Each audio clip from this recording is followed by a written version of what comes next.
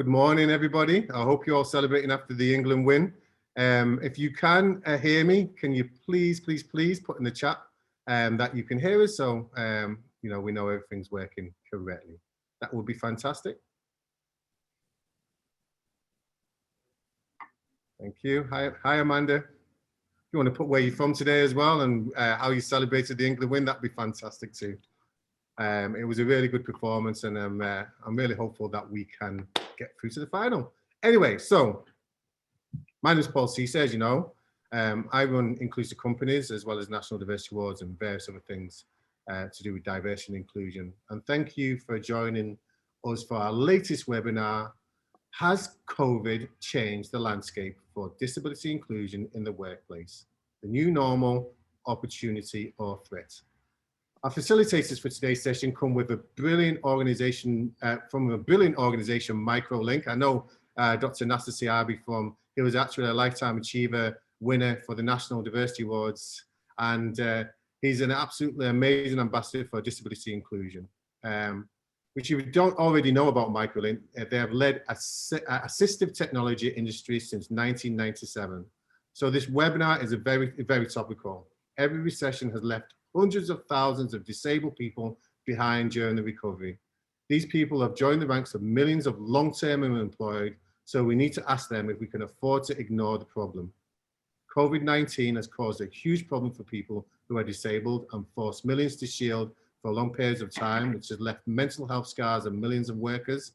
We've also seen a huge positive change, a shifting culture of remote and flexible working. And thus, this webinar will explore how we turn this to our advantage as a society, and to build back a stronger and more resilient workforce. I couldn't agree more. And to tell you more about themselves and what they will be covering during this webinar, I'm delighted to pass you to the amazing Dr. Nasser Siabi and the utterly fabulous Helen de Breton. How are you doing?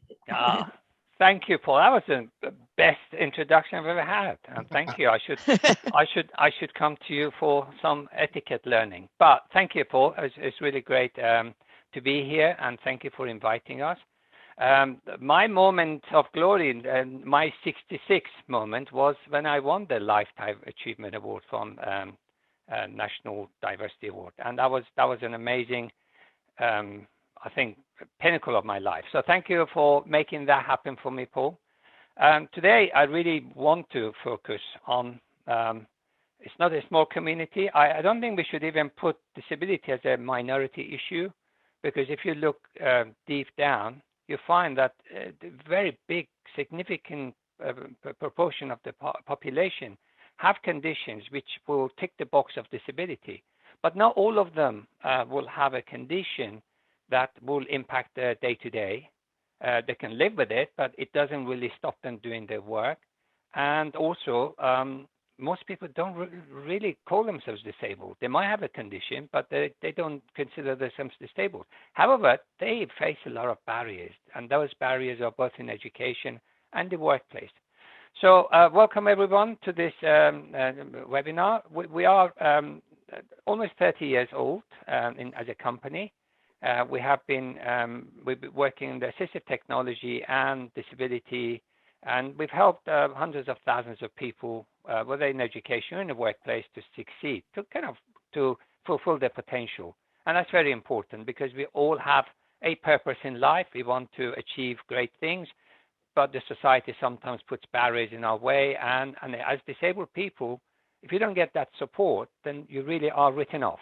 And I think the world has seen so many amazing disabled people who've actually helped all of us, and we need to actually give them more opportunities to be able to shine through.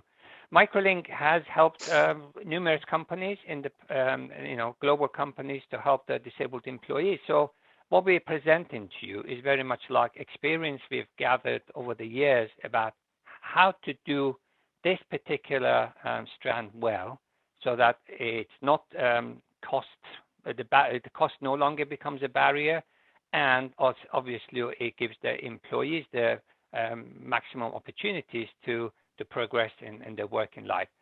But we've had this battle going for many years. When we are talking to employers, a lot of them will kind of recognize disability is a problem for them to fix. But most of them who don't do this as a proactive kind of activity of trying to fix it, often say, well, we don't really know how many people are disabled in our organization. No one discloses, so we can't really help. Some of them say, well, we do know we have a problem, but I don't know. We don't know how to fix it. You know, it's just a huge problem. We don't want to fail, so we kind of rather ignore it. And then there are those groups who say, well, we know, you know, we know we have a problem. We know we have to fix it, but it's going to cost a lot of money. So I'm pleased to say that after all this time, we can actually put the fears to rest and say, no, it's not. None of those are true. People will disclose if they know you can do something about it, and fix the problems. Vast majority of the problems are very easily fixed, and certainly the cost of doing it is so much lower than cost of not doing it. So I think we can go through those issues and show you why some organizations are doing so badly and how they can change it very quickly and to be more effective. So next slide, Helen, please. Well, you know, before COVID, we had an uphill struggle with a lot of employers on several issues when it came to making workplaces more inclusive. One of those were to ask for technology to be able to help to overcome the barriers, the challenges they were facing. Organizations refused point blank, saying, no, technology will actually compromise our security or break our systems, blah, blah, blah. It took weeks and months to get anything approved. Well, guess what? Overnight, millions of people had to work from home, and suddenly the same technologies that we could have helped disabled people with became available to everyone. In fact, overnight, millions of people became disabled. And that was the kind of a wake-up moment to a lot of companies. Hold on, how do we get our people to contribute, to be their best under these circumstances? So one thing that we found, the most resilient people were the disabled people who actually had a solution already, because they're used to working in those conditions all their lives. Suddenly they find themselves, hey, I'm actually ahead of the pack. I know what I'm doing. Bring it on. Non-disabled people, they actually kind of started feeling slightly isolated to begin with, and kind of powerless to do certain things. But employees, you know, rapidly caught up. Then the second part of the problems they used to face was flexible working. You know, if a disabled person has anxieties and can't go to work because of the traffic jams, or it doesn't find the crowd too helpful, we used to ask for flexible working, and very often employees kind of worked really hard to sort of say no. Now you find everyone is now finding working from home a lot more productive. So those two barriers actually meant more disabled people could enter the job market and stay in the job, in the employment. So why aren't the employers doing what should be done to get that to work? And so the COVID has certainly also demonstrated that lack of support, fractures. Some employers didn't really have the provision for disabled employees before they went into the lockdown. And unfortunately, I'm not sure whether all of them got it right or still getting it right. Those disabled employees who didn't have the kind of tools to do their job were often furloughed or put on sick leave on pay. I mean, they thought they were doing the kind thing, but I don't think they were, because the longer these people are out of work, the harder it is for them to come back and demonstrate that they can do a job as effective as anybody else. So there's a downside of that, and I worry that if that trend is not reversed or at least tackled, we might have a lot of redundancies where disabled people would be first to go. The second part that we often find people, now worry about is the impact of long COVID. So that's going to have the similar problems that we were facing with disabled people in workplace. I think that's got to be really considered now. How do we deal with mental health anxieties as well as physical problems that people are facing? Same solutions that we were offering people with disabilities now could come in to help those people as well. Access to Work is a great support scheme for people who need to include disabled people in the workplace. It is clunky. It's a great scheme, but it's not working as well as it should do, especially for large employers. We can help with tips and advice on how to make best use of it and how to get the most effective support in place for your employees very quickly. So that's something that really requires a bigger discussion, but that's something, a positive message. And I think at the end of the day, what we need to do is when we come back to work, we want to make sure everybody's contributing, everyone is firing on all cylinders, and the way to do that is to design your workplaces now to be more inclusive, not just because there's a disabilities, because it's much better for your business. Financially, you'll be rewarded, your customers will benefit, and quite honestly, if you're ignoring 20% of your customers who are disabled, then you obviously are missing the big trick. So next one. And so, working from home is something that we encourage people to embrace, especially for people with disabilities. There are, if I don't say millions, but there are tens of thousands of autistic people who are happy to work from home. They might find work environment quite challenging, but they can work from home. They've got amazing talents, but they really are now not being employed because employment and recruitments are not very accessible. Employees don't really understand how to handle them. Here's a chance to bring them in at a time where we're going to have skill shortages in areas like IT. Digital economy is growing. We can train them. We can actually put them in those and give them great jobs. Equality, freedom to work better with technologies is really now here to stay. We're not going to take it away. The genie is out of the bottle. The same technologies that we have for disabled people can help others to be productive. We can increase the productivity of individuals by 30-40% by using the tools that disabled people actually use to do the day-to-day. So it's a good chance to introduce people to new ways of working, and certainly our climate change and all the global impact of traveling. Hey, who doesn't want to stay at home and work and reduce the carbon footprint? And certainly, I think economy. If you look at the bottom line, employers, the companies will start doing better, much better, if they become more inclusive. And we know the benefit of diversity and inclusion. I'm sure Paul has done this several times. Companies who are more inclusive, and there's data from Harvard Business School and some other great researchers to show that the companies who are more inclusive are 4 to 8 times more profitable than the equivalent companies who are not. So that's the message. We're not doing this to be kind to human beings, which is important to be, because we're all part of the same human race. We have to help each other, but we are actually also looking at economical benefit. And this all comes with proper inclusion, including disability in workplaces. Helen, next one. Now, Helen will tell you why some companies can't get it right, and she will give you a quick overview of how it can be fixed. There you go, Helen. Hello, everyone. All right, so we wanted to look at some of the practical, barriers to workplace adjustments that can often happen in organisations.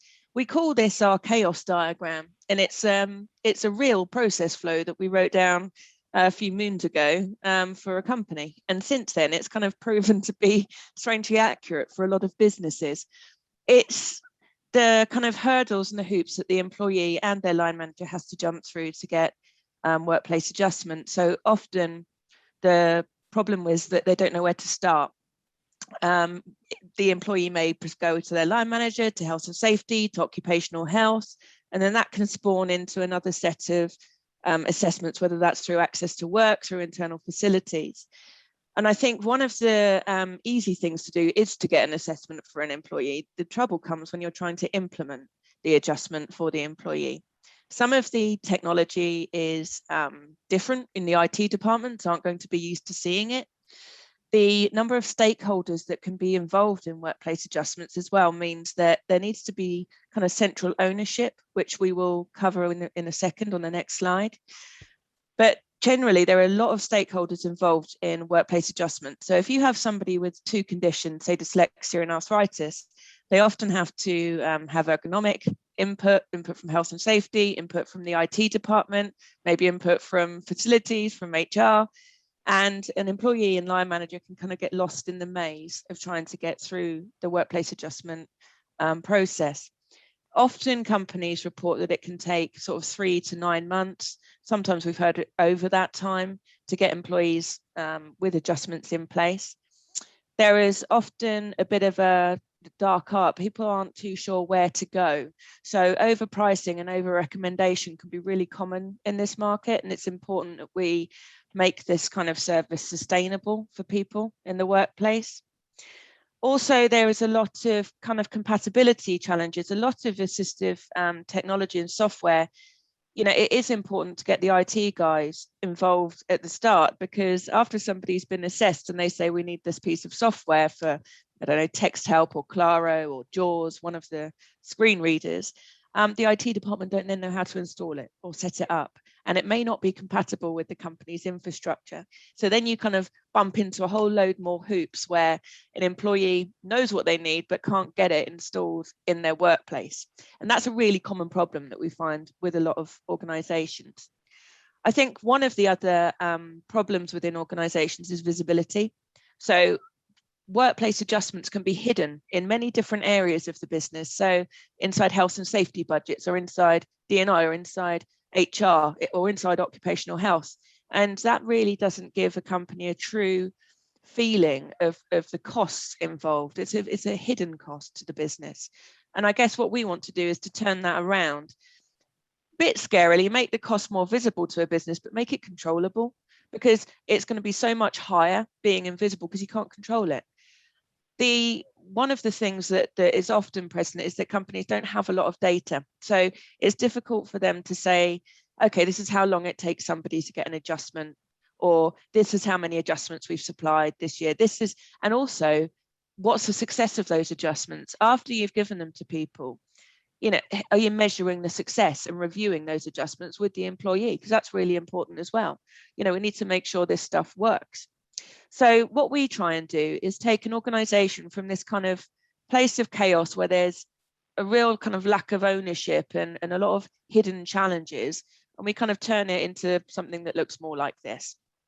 So the basis of the kind of services we offer and how we would say is best practice is to have one route for referral, one clear non-medical route for referral, because somebody with dyslexia or somebody who's blind isn't sick. They don't need clinical intervention. What they need is practical intervention, practical solutions in the workplace. So one route into the process with as many barriers removed as possible.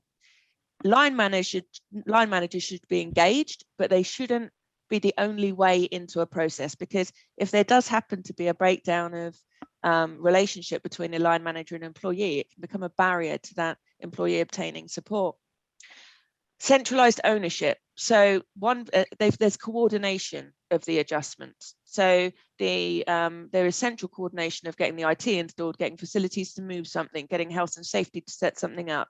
And that burden is taken away then from the employee and the employer. Also, provision of data means that you can start putting preventative measures in place. So for some of our clients, we kind of capture a good 600 fields of data when an employee moves through the process, and we capture pre-adjustment and post-adjustment metrics, which means you can really then start calculating the ROI, which is what keeps the kind of finance people happy at the top of the organization.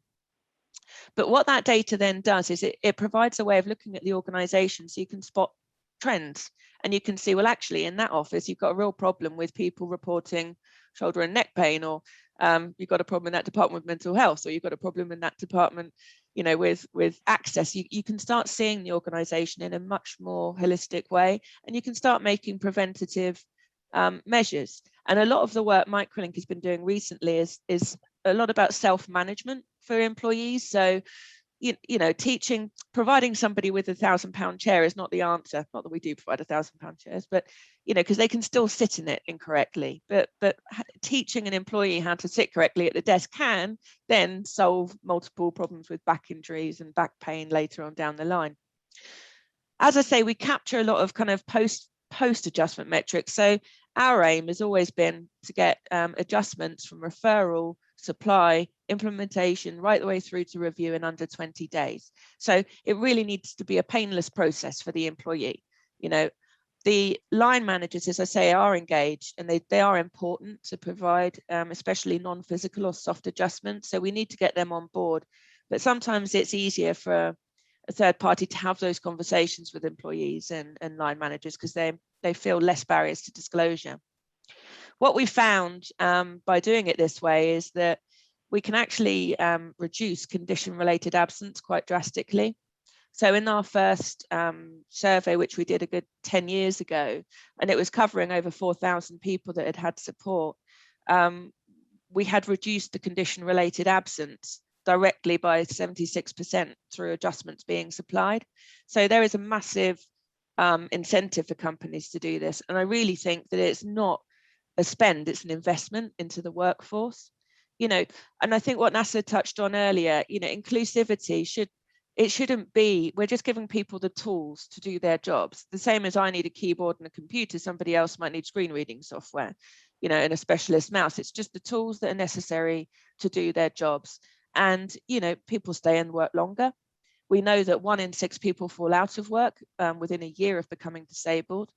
I think that a lot of companies do a great deal of work in recruitment of people with disabilities, but the retention of people with disabilities is also important. And that's where this kind of support comes in, you know, for them to be able to get adjustments really easily. NASA, back to you. Yeah, thank you. Well, things have changed over the past 14 or 16 months, and we all know our homes have become our workplaces. And so what we just discussed, Helen outlined, it makes no difference whether you're working from your home, your bedroom, or from your headquarters. These are all same challenges, especially over the past year. A lot of the employees who were not really that, I would say, call them disability smart. I mean, you know, I wouldn't say they're bad employees. They just don't know how to do this best. They weren't really prepared. And when they sent their workforce home, they were more concerned about getting them up and running. So give them a laptop, just, you know, work from your bedroom, your kitchen. Of course, people have other responsibilities, caring for relatives or schooling their children. And the work environment certainly has had a massive detrimental impact on the kind of health of the employees. These are not just the disabled employees. We're talking about the typical workforce. And musculoskeletal conditions have risen quite dramatically. There was a 71% increase in number of people saying that they've had pains in necks and shoulders and back since the start of COVID. And this was done by a US company survey recently. Now that's going to come back and quite frankly, it's going to bite the backside of the employees if they don't tackle that. When I speak to large employers, they still say we are still halfway through helping our typical or normal workforce, and we haven't really got around to disabled ones. Well, if you got 71% increase in number of people complaining about neck and shoulder back pain, which is going to develop into something more chronic, I would worry, because the increase in number of absenteeism, loss of productivity, as a result is going to be quite substantial at a time where we need to actually improve both. Because, you know, when we're going to build back better, people are not going to be as financially well off as they were before they entered the COVID. So the range of solutions, the practical things they could have done at low cost is no longer going to be viable, because these people will require further interventions from occupational health, as well as workplace adjustment that requires expensive furniture. So that's been one of them. Now, we also, from our research, we know pain and mental health are very closely linked. And we know, again, the impact of what's happened over the past year will have some impact on people's ability to maintain a good, effective working pattern unless you deal with their mental health as well. So we shouldn't really look at that these two issues as an afterthought. It should be now built into our return to work policy. If people are going to work from home, we've got to look at the work environment and make sure that they've got what they need in order to do their job. And if they have, anxieties, then certainly there are programs that they could introduce, and we've got lots and lots of solutions that could actually help employees to be able to be the best of themselves. So I think this is not time for excuses, it's actually time for practical solutions. So if we are looking at the whole journey, all we're looking at is giving people the right tools and the right support to do their job. I was on a different conference earlier, and the chief executive of HSBC was talking about his journey about disability. He says, I've got 4 extremely intelligent kids. 3 of them have long-term disabilities. None of them would want to work for my bank because I'm not that inclusive. I want to change that. He means that I'm losing on the benefits of all these talent that are out there that could help my business grow. So we're not doing it well, partly because, we were not geared up and we were not set up for that. It's not too difficult to do, especially now that you're rebuilding. So you're providing people with the right tool. Actually, it's not just for disabled people, or more important for disabled people, they can do their job function. The institute was also said that I am wearing glasses. Without glasses, I couldn't see, couldn't count my fingers. Now, in what way isn't that the same as somebody who is disabled who requires a different tool to do their job? So we need to make the whole disability disappear into what practical help can we give them to do their job. And once you do that, then people don't need to disclose they're disabled. Why would you need to know if they have everything they need? The second part is really make sure you think about the support all your staff need. And the disabled people need maybe different level of support, but nevertheless, it's the same thing, whether it's mental health or physical adjustment. These are all no different to what you do for everybody else. Start treating them differently and make it like an everyday business plan, and so that you can actually have a single policy that means everyone is treated the same. And by that, you really just need to do different tools and different kind of a support. That's it. I think you need to have a team like you do for anything else. Your compliance, your IT, they all have like dedicated team. Don't make disability just a fringe or something special, or put it in a tiny corner of maybe a D&I agenda. It's a big issue. In fact, it's really the effect of that on business is massive. If you start counting the money you're losing in tribunals, or in productivity loss, or absenteeism, or unhappy workforce, that is just a massive hemorrhaging of money where you could save. So it's not really something that you should treat as a part-time job, or somebody like in HR who could just look at it when times are really getting the situation is getting out of control. If you make it available to everyone in a very systematic way, inclusive design, then you find the cost actually becomes very, very low. It's buying a big monitor for your art and design people, or a big iMac because they can do their job better, is no different to getting a piece of software for a person who's dyslexic. In fact, the person who's dyslexic is massively talented in areas where typical people isn't. All they have, maybe they might have a barrier, is communication using writing. So we give them the tool, they will become effective, and in fact they do the job much, much better. And obviously it also stops them having a burnout, because people who are disabled tend to work twice as hard maybe to keep their head above the water. Let's remove those. And the cost is I would say equivalent to about 2 or 3 days absent. And Helen said we'd reduce that by 76%. 5% of the workforce take more than 30 days absent leave. That is what we had at the research data. Just imagine the cost of that itself is multiple of the cost of actually doing the adjustment. So what's the excuse? I would say lack of knowledge, and I hope with this session we've kind of brought the confidence. You can do it. You can do it. It's affordable, and certainly it's doable. If you want to go to the next page, Helen. Well, I've said it many times, and I'm going to say this again. The well-being of the population has been challenged and tested in the past year, and I think the workplace is a safe refuge. Employment is a way to give people purpose, and this is something that has been denied to millions of people who've been long-term unemployed. We need to rethink the way we treat workforce, both at the policy level, government, how they design the work programs. Unemployment is going to be high, and they need to get people back to work. We just don't want to leave people behind this time. It is really, one, because we've learned so much more from the COVID. Two, the country needs it. Brexit is obviously having its impact. The world is going through a difficult time financially. All the money spent to try to keep companies afloat. They need to pay back that one.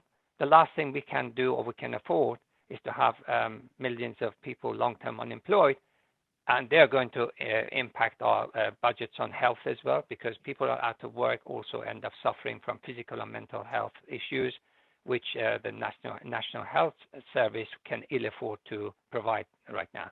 So as well, Nasser, sorry, I was just going to bring it back to the COVID situation as well, because I think a lot of businesses right now are looking forward to the next few months with as soon as Boris says we can go back to work, as to how they're going to do that with a hybrid working model. And I think organizations are going to have to, that there is a strong argument for people with disabilities that the adjustment should be replicated at home and in the work. But I know a lot of organizations are going through a time of change with that. And there are a lot of questions that organizations have got at saying, well, if somebody comes in maybe for 1 day a week, what do we do? Do we put adjustments in both places? And I wouldn't like to see a situation where disabled people aren't given the choice, where they have to stay at home because it's easier for the company to put those adjustments home, or likewise have to stay in the office because somebody, they put the adjustments in the office. We're putting in a lot of practical things, like so people can book a height adjustable desk when they're going back into the workplace. I also think that organizations are going to have to really manage the anxiety of people moving back into the workplace to and include people with disabilities in the discussions, include everyone in these discussions about going back into work, because there is a lot of anxiety surrounding it. And some organizations we're working with are gearing up to look at PTSD for family members, for people who've gone through COVID, for people who have been affected by this pandemic, which we all have. So I think organizations within that COVID environment, there are going to be some changes that happen over the next few months. It's going to be interesting to see how different organizations face that and get over those challenges. And actually, that's a good point about, prevention is better than cure. So instead of having to wait for problems to get out of control, start working towards schemes and encourage workforce to take control of their own well-being. And there are lots of interventions that can help people to work healthily and avoid risk of injury. Like musculoskeletal pain is one of the biggest causes of absenteeism.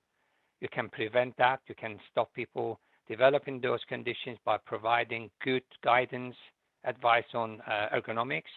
It doesn't, as Helen said, necessarily need a £1,000 chair.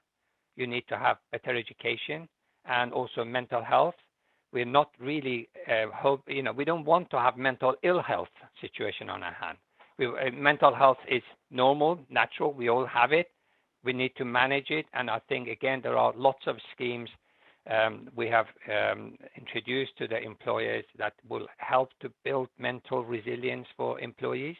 And this is to prepare them for stresses and anxieties that we all go through life, to come out of it obviously stronger. So this is not really about very expensive solutions. It's actually practical ways people can help technology to become better.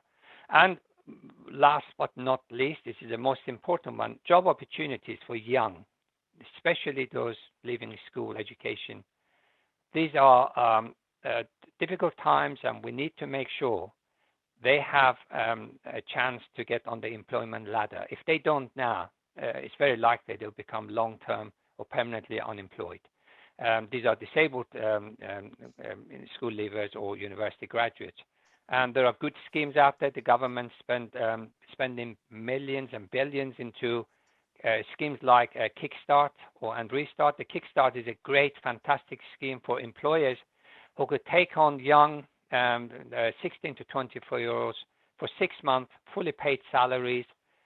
Companies like us as Gateway will provide all the wraparound service to make sure when they leave your care in 6 months, either you give them a job, or if you don't have to, they leave with a skill and they become more employable. So definitely look into those schemes, and do ask us if you really are keen to employ disabled youngsters. We can actually help you find those and provide those 6 month support that they can actually do something for you, and hopefully they become full-time employed after the 6 months. But that's something that you should really consider doing, because we got hundreds of thousands of youngsters who will not get a job in the current climate unless they get help.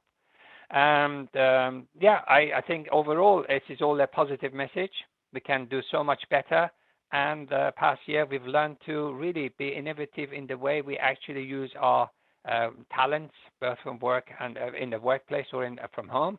And certainly disability has a moment in history that they can make a comeback, as long as the employees are willing to change the old ways of doing things and think and design better and more inclusive. Okay, I think we've given enough, and I'll give just some time for Paul to come in and ask us some questions. Yeah, if you've got any questions for Dr. Nasser Siabi or Helen, please put in the chat, because they've got so much knowledge in how they can embed disability inclusion within your organization, and it's a great time to engage with them right now. But yeah, it's interesting because, you know, even with the inclusive top 50 stats and recent surveys, there was a 72% of organizations represented by a survey.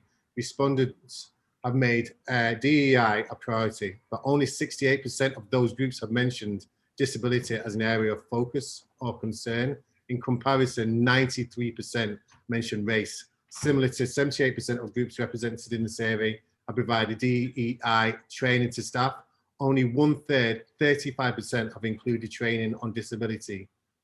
So there's lots of work that needs to be done. But I love the presentation, and I know you deal with technology within to embed within organizations. So there's no real excuse for organizations now not to have. Not really. Yeah. No, I really don't think there is. And I think disability's always been the kind of poor brother of the inclusion, the inclusion piece. You know, I think for whatever reason, it's a more difficult subject for people to deal with it within the workplace. You know, Paul, the intersectionality is very important. You know, if you look at LGBT community, because of the years of let's say living in the kind of isolation they felt, mental health is a big kind of a factor in their life.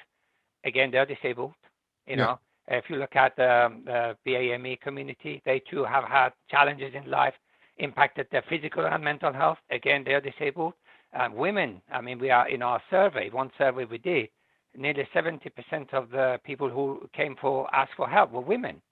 Now, that's also a big community, you know, especially middle-aged women with all sorts of conditions, including menopause and others, which we all take it like a normal, human development, but it impacts their work so much. So we're looking at a much bigger issue than a tiny fraction of what people think about, 3%, 4% of the workforce.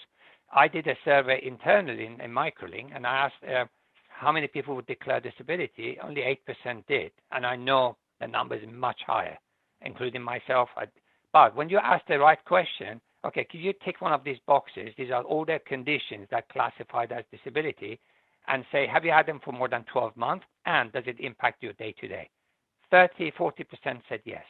So you're looking at a huge population in the workforce that are impacted, and the adjustments are so simple, like wearing your glasses, right? If you got a bigger monitor, you don't need to say, hey, I've got visual impairment. Or if you've got something like, voice recognition, which is now built into your operating system, you can voice dictate rather than type. and spell checkers are all there. So we're not really talking about, a lot of money to change things, just change of attitude. And I think neurodiversity is something that it's a non-visible disability, but it's also something that a lot of people of a certain age don't know they've got. So these are people that are just struggling day to day, maybe, writing notes while on the phone, keeping up with things. And, unless you've been assessed through university, a lot of people don't really know that they are neurodiverse. So these are employees where they end up going down a performance route when really all they needed was adjustments. And you don't need a diagnosis under the Equality Act to be able to provide adjustments. So I think a lot of it is about educating line managers, educating HR, understanding the traits that are involved, and really just demystifying it all. And often it's a great relief for people, with neurodiverse traits, that they can get that support easily. I think it's got to be a top and bottom up kind of approach from organizations as well. So it's a learning across every aspect of their business, and it from the CEO down from the operational staff, all coming together, for disability inclusion. And there's an interesting story. So I was speaking to a CEO of an organization, and he was dyslexic, but he'd got to the very top of that organization for over many years, and was having a discussion with the C-suite and us. And he disclosed that he had dyslexia, and he'd never disclosed that before. And he'd said that I haven't said it, but he'd never felt comfortable about saying that. And it needs to be in a situation now where organizations and people, employees, feel comfortable about disclosing their disability without fear of them being discriminated against. Yeah, because dyslexia, there's a flip side to all of these neurodiverse conditions, and that's a strength. That's things like lateral thinking, creative thinking, high empathy, and a lot of entrepreneurs in our country are dyslexic. Actually, when they make it, it becomes they mention it as a strength. They don't talk to you about it as a weakness. So you will actually talk to that CEO. He would say, "I have succeeded because of my dyslexia." Yeah. And the challenges was actually he managed to find a solution himself. Whereas employees could do that today if they wanted to. It's very easy and very affordable. Yeah, we've got a kind of a statement as well from Joanne. How are you doing today, Joanne? So the Market Research Society did a survey which showed that disability was the most discriminated group, and that comes as regards to the same data from the Inclusive Top 50 UK Employees Survey, where they're the least numerous network within organisations. But there's also so few disabled employees. There is little influence to change this. Many disabled people are grateful for a job and frightened to disclose, let alone make a fuss. Yeah, I mean that's a terrible situation, isn't it, for it to be? And I mean, I think that we have to move the conversation into a much wider space with disability. I mean, there's this saying that we're all temporarily able-bodied. We're all going to be disabled at some point in our lives. And I think that's very true for the workforce. But I think also when you start bringing in things like cancer and mental health and heart problems and these kind of things, epilepsy, it sort of makes long COVID. Yeah, it makes the conversation a bit easier to understand for people that don't know disability. So it's not just about people in a wheelchair, people who are blind, people. There are numerous disabilities that are not being disclosed and are not recognised in the workplace. Yeah. So I've got a question as well. So I know through the innovative work and various places I've been that the technology within the workplace for disabled people is phenomenal now. Have you got any kind of examples of technology where organizations could get help, maybe for accessibility issues or various things like that? How much time do we have? You want to go for a few? Okay. So look at Microsoft, one of your great supporters, right, Paul? And they've been taking global lead along with Google and others to actually make technology fully inclusive. Why not make your 100% of your users be able to use your devices than only 80%? Now that philosophy came from another disabled person called Steve Jobs. He had ADHD or some neurodiversity. His Apple products were the most inclusive devices ever in history. No wonder all the disabled people immediately went and bought those devices. Blind people use iPhones, deaf people use it for texting and other things. So it shows that the power of inclusion is not just to be nice. He never did it because to be nice. He said, well, I've got 100 customers. I want all of them to use iPhone, not 80 of them. So the technology that we're talking about that currently exists in every organization, like Office 365.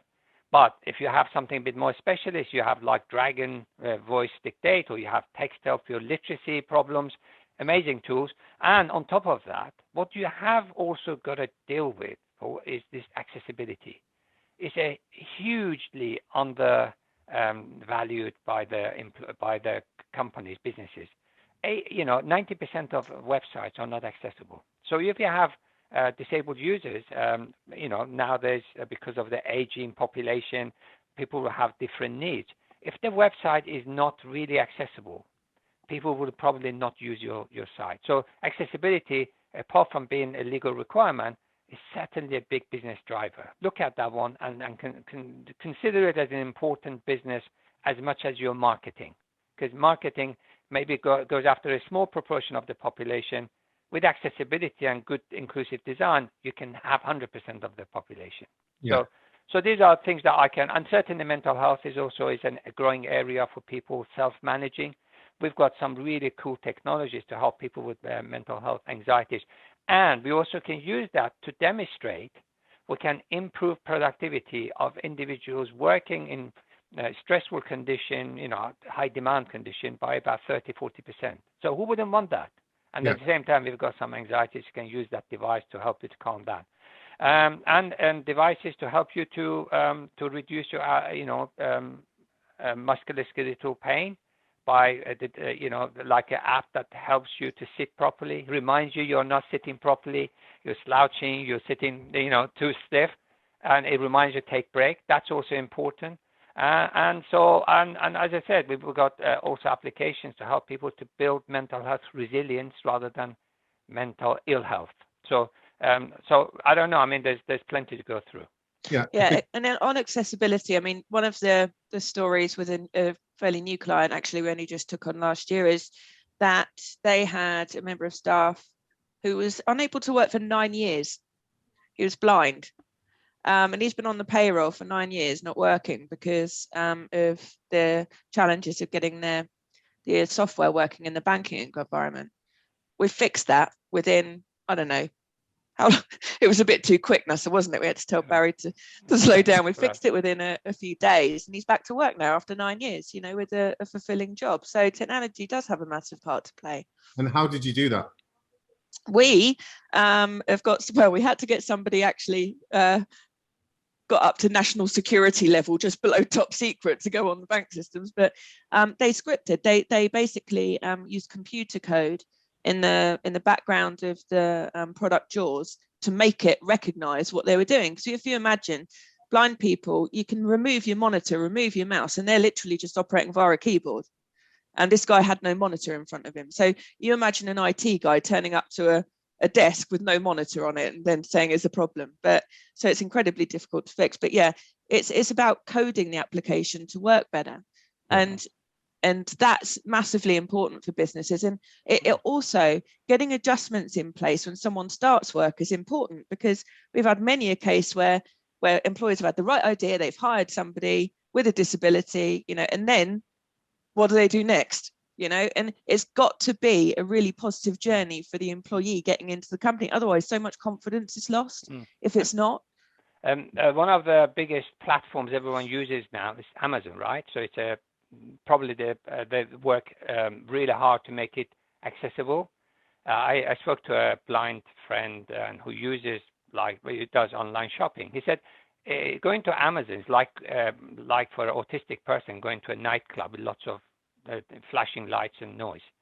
It's terrible for blind people. So it's not just making it accessible, you've got to make it also usable. So and we've got to actually do away with all the flashy designs that we think, hey, it's glittery, people will come. No, it puts people off.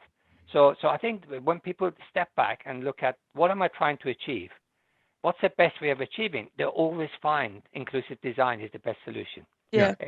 So that's where I think the technology has a massive impact, and it can make even bigger impact, especially with all this remote working and remote learning. We've got to really make more effort to try to make sure that everybody benefits from technology and not just the typical 80% of the population.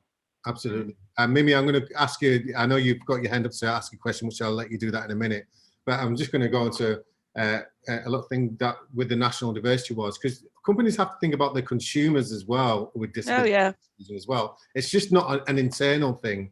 And there's a National Diversity Awards shortlisted nominees for the 2020 awards, and he's a blind guy from Scotland, and basically when he was going to the train stations or anywhere in public, and they would put him automatically in kind of a wheelchair or something that he has to sit down with, and he said, well, I can actually walk, so I don't want to do that. So he invented something called Ramble Tag.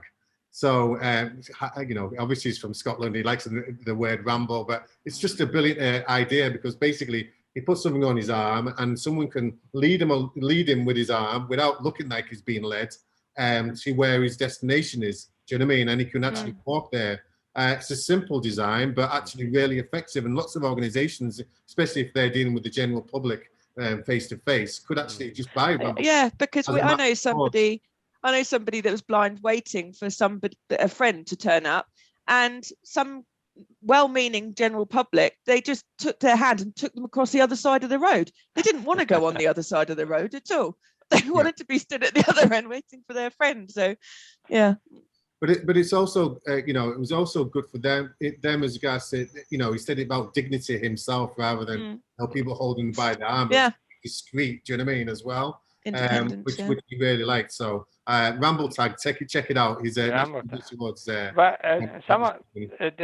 someone gave a very good example of non-inclusive design. He said when Canary Wharf was initially built and commissioned, one organization had 10,000 computers with 10,000 right-handed mouse. Yeah. Forgot there are left-handed people. so you know, it was just like, because typically we're all right-handed, right? So it's no different to when you look at disability. You give the wrong left-handed person a right-handed mouse. How productive are they? It causes them also health issues. So lots of disabled people have come up with really great products. Yeah, and that which is used by everyone. So yeah, that guy is really one of the good examples. I've got several others who've had the similar challenges, and they actually done something about it. Exactly. And that society is better off with them. So we've got quite a few questions now. So we're going to do some quick fire questions, if you don't mind. So I'm going to allow Mimi to talk on this one. Then they're going to go to some questions on the Q&A. So there you go. I think you're live now. If you want to take yourself on mute, Mimi.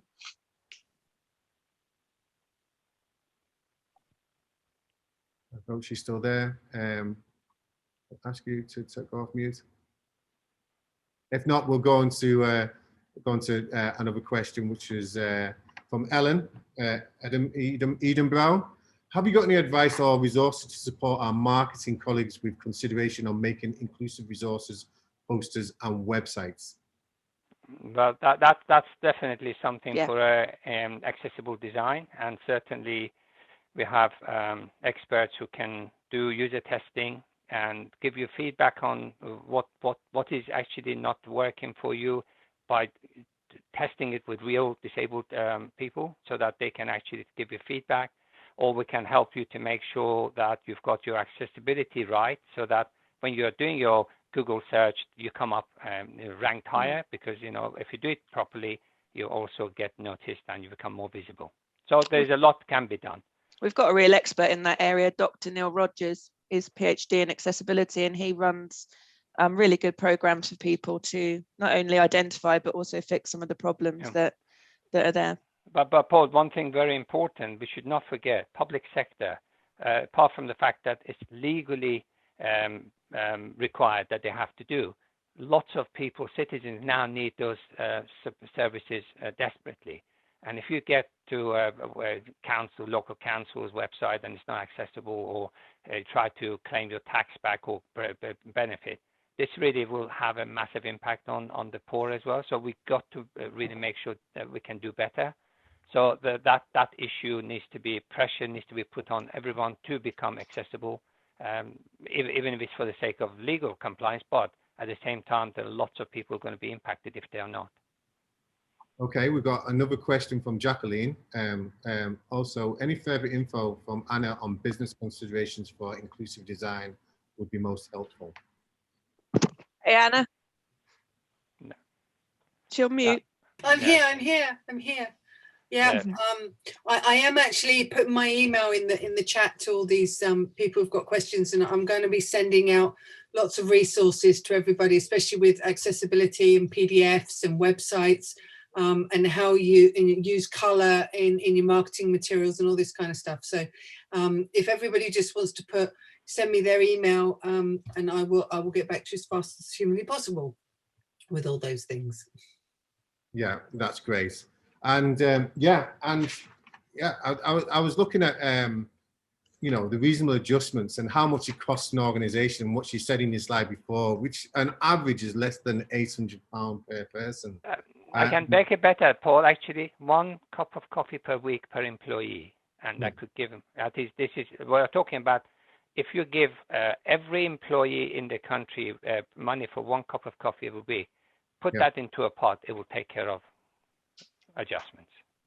Yeah, of course, yeah. And also, like what you said is, you know, you have a big Mac for a graphic designer, so why not make it accessible for someone with a disability and just make it as part of the design of the organization? Do you know what I mean? Is that, you know, and there's simple things that organizations can do, especially with reasonable adjustments. Sorry about the police car there. Are they coming to get you? So, you know, we did a lot of, you know, neurodiversity training and what organizations can do when they're interviewing people and things to look out for. So maybe someone with ADHD might not have eye contact when you go into the interview process, or go into a quiet room where there's no banging or less noise, which can be off-putting, and giving people the questions or the questions in advance, you know, beforehand, so that there's no surprises what comes up. You know, these are all these adjustments that you can do at the interview process. They are, but Paul, I tell you what, people that interview questions in advance is something that I would always say to people as well. But employers are like, isn't that giving people an unfair advantage? So we've got to cut through all that kind of misunderstanding as well, haven't we? Because a lot of this is about educating the recruiters, because somebody who is disabled, they don't always go to assistive technology school to learn what's out there for them. Do you know what I mean? So you can be in a situation where the candidate doesn't know what assistive technology is available and what they're capable of, and the hiring manager doesn't know either.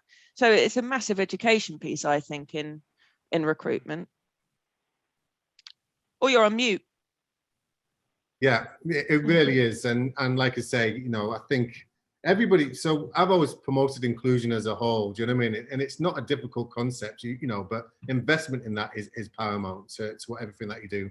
But we're running out of time now. I just wondered if you had any last words before we go. I would say good time to rethink and rebuild. Definitely, technology is no longer a barrier and is a help. One thing that we will watch out for, AI in recruitment. It can exclude a lot of people. We can exclude women as well, but it's just that the way it's designed may not. So we've got to also look out for potential problems that people might think is going to solve a problem, but it's going to add more problems. Can I also add to AI? So AI can be discriminated towards a skin color as well. So maybe it's hand movements and stuff like that, and it won't recognize their black skin. Do you know what I mean? Yeah. No, there's all kinds of nuances with AI it needs to be addressed, because it's not inclusive at all. So it can be, as I say, it can be a powerful good, but it also has downside we've got to be mindful of. Yeah, fantastic. And Helen, any last words? No, I was just going to say thanks to everyone for joining. I hope you got something out of it. And if you need any more resources or any more information, then just drop us a line. Anna's been busily typing away. Okay, so there you are, Anna. I've already got about 4 emails from people, so I'm going to be sending out lots of material. And if any of our members, you know, want more information, email us as well, and then we shall, you know, obviously get the email over to you guys, and then you can send them some more information. But I can honestly say Microlink are one of those organizations that they're not just, you know, doing it because it's a money-making scheme. They're doing it because they really care about disability inclusion. They really want to impact into workplace inclusion as well as consumer inclusion. And I couldn't think of a better organization to work with. Thanks, Paul.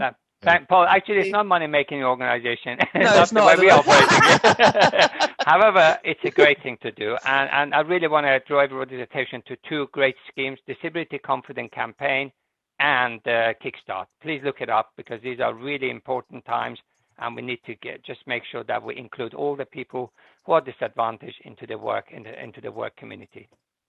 Thank you, guys. Helen, Anna, Nasser, thank you so much for your time. Love to collaborate soon, and hopefully we shall see you all soon as well in different guises.